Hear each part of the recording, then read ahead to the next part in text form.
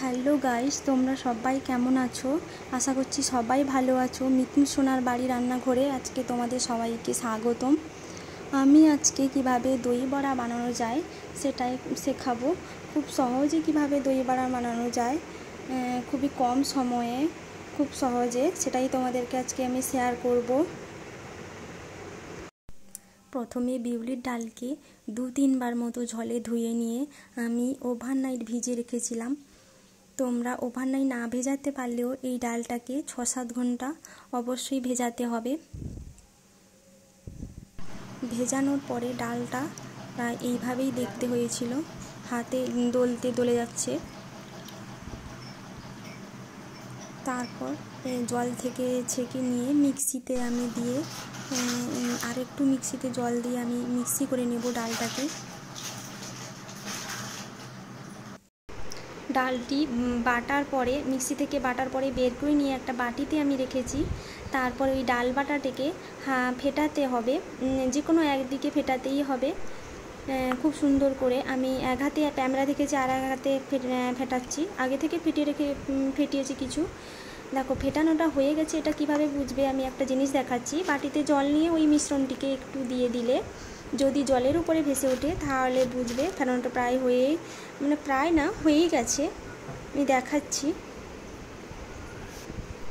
দেখো ভালো করে। মিশ্রণটাকে একটু দিলেই জলেই ভেসে উঠবে। ফেটানোটা কমপ্লিট হয়ে গেছে, প্রায় সম্পূর্ণ হয়ে গেছে।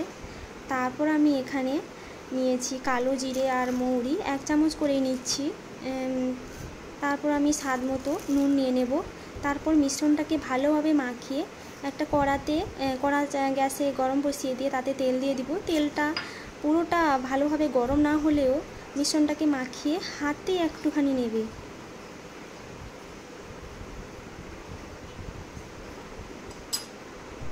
দেখো হাতে একটুখানি নেবে ডালটা, মিশ্রণটাকে একটু নিয়ে বুড়ো আঙুল দিকে জাস্ট দিয়ে দেবে। হয়ে গেছে। তারপর একে একে ভেজে নেব আমি। এই রকম এক একটা করে দিয়ে, তেলটা দেখো বেশি গরম হয়নি। এক একটা দিয়ে পুরো ভালো করে কড়াটা পুরোটা ফাঁকা ফাঁকা করে দিয়েছি কড়াগুলো। তারপর গ্যাসের রেসটাকে কিন্তু লো থেকে মিডিয়াম রাখবে, একদম হাই করবে না। তারপর চামচটা দিয়ে এইভাবে একটা চামচ দিয়ে, ছোটো চামচ দিয়ে এরকম উল্টে দিবে, আরেক পিঠ হয়ে যাবে।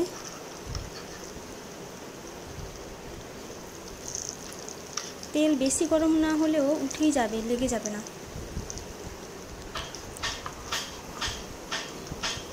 তারপর একটা খুন্তি দিয়ে আমি একটা বেলাতে উঠে নেব, বড়াগুলোকে তুলে নেব কড়া থেকে।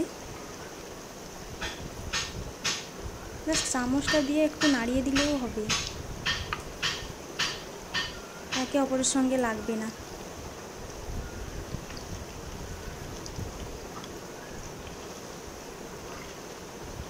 বড়াগুলোকে লাল লাল করে ভাজা চলবে না। তারপর আমি একটা খুন্তি দিয়ে একদম তেল নিগড়ে নিচ্ছি। দেখো বড়াগুলোকে এইরকম ভেজেছিলাম। তারপর বড়াগুলোকে একটু ঠান্ডা হতে দিতে আমি একটা বাটিতে জল নিয়ে ওতে চিনি দিয়ে, নুন দিয়ে ভালো করে চামচ দিয়ে নাড়িয়ে নিলাম। তারপর এই জলটাতে আমি বড়াগুলোকে এক এক করে দিয়ে দেব। জল আর নুন দিয়ে প্রথমে জলটাকে আমি ভালো করে মাখিয়ে নিচ্ছি। তারপর বড়াগুলোকে একের পর এক দিয়ে দিলাম।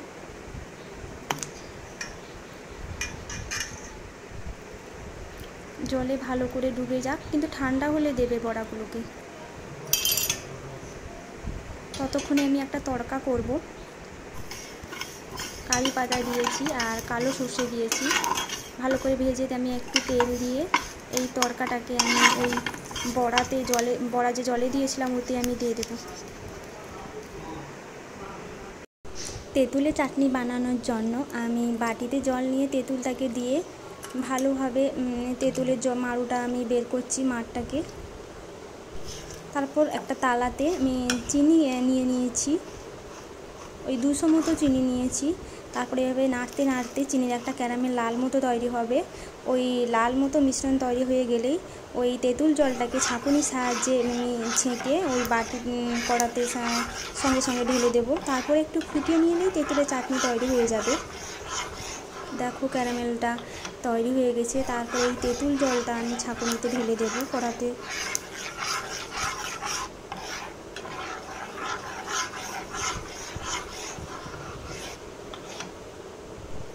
ছাঁকুনিতে ঢেলে দিচ্ছি, ছাঁকুনির সাহায্যে ওই তেঁতুল জলটা ফুটিয়ে নিচ্ছি।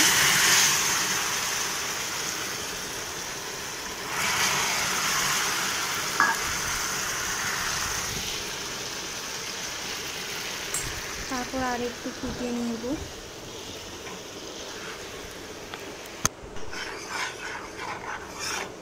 তেঁতুলের চাটনি তৈরি হয়ে গেছে।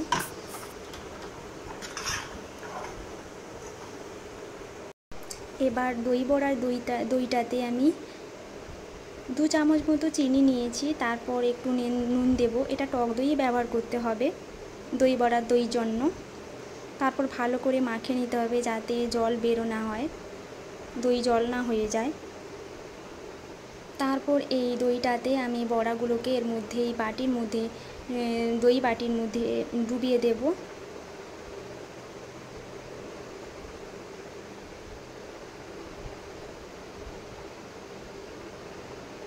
এই দই বাটিটা আমি ফ্রিজে পুরো 30 মিনিটের মতো আমি রাখবো।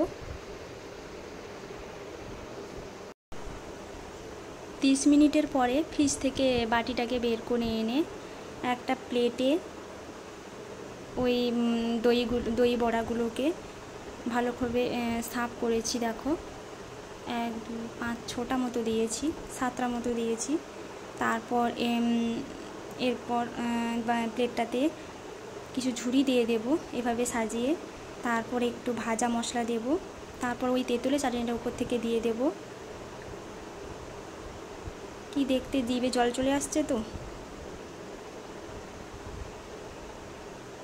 প্লিজ ভিডিওটি ভালো লাগলে একটা লাইক করে দিবেন। যারা এখনও চ্যানেলটাকে সাবস্ক্রাইব করেননি প্লিজ একটা সাবস্ক্রাইব করে দিবেন।